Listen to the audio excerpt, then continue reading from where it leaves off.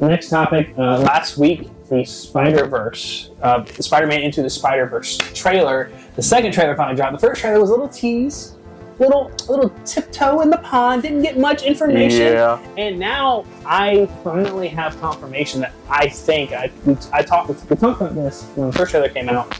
I think Oscar Isaac's Spider-Man 2099 is the villain. He's the pseudo villain of the movie. But I think it's going to be a situation where they have an argument and he's the villain, and then maybe by the end of the movie, like, they reconcile. Yeah, I think he is.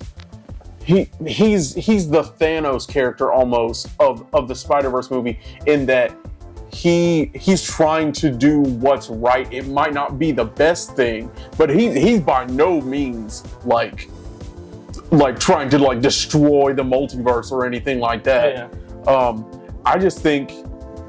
I think they chose right in making like Spider-Man 2099 the focal point, because he's the always fiercest Spider-Man. Like, yes, he's the scariest. Yes. Well, they could have done something with Spider-Man Noir, but of course they had to go and cast Nick Cage, which I believe he's getting a spin-off show. They've talked about it. It's in talks, but he's not coming back for the movie. Yeah.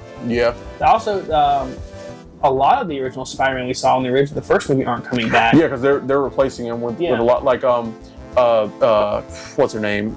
Jessica Drew. Not coming back. Jessica Drew is coming in as Issa Rae is coming in as Jessica Drew, aka Spider-Woman. And Indian Spider-Man is also coming pregnant, apparently. Yes. Oh my gosh, there was another one too. Oh yeah, and the Spider-Man from the first Into the Spider-Verse now has a baby named Mayday. Yeah.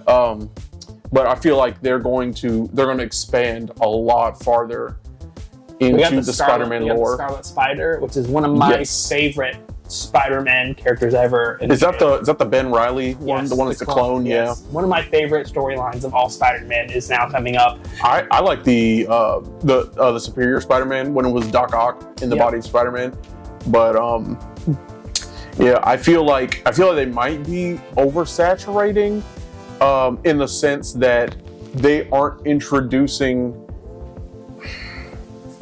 more villains.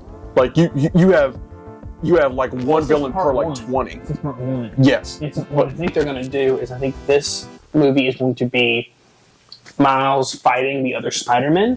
Looks like almost on the run. From what I've gathered, from what the actors have said and what the trailer has given us, from what I understand, it looks like Gwen's trying to recruit Miles to this Spider-Man, like Rick and Morty, like they said it was all the best Citadel. Spider-Man. Yeah. And Miles is going to go. He's going to find out something is not right with the setup that Spider-Man 2099 is doing, and they're going to reject him. He's going to get upset. Yeah. He's going to do something to make Spider-Man 2099 try to track him down. It looks like he's running in the trailer to universe, trying to hide from like 2099's like people, because I think Scarlet Spider's like looking for him in the trailer. The Jessica Drew character is, and then I think by the end of the movie, Spider-Man 2099 is going to realize that he's not the enemy.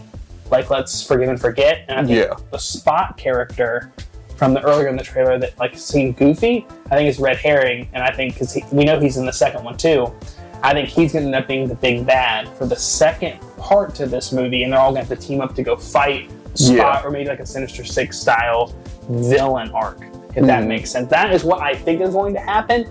Will it happen? I'm not sure, but that's what it looks like.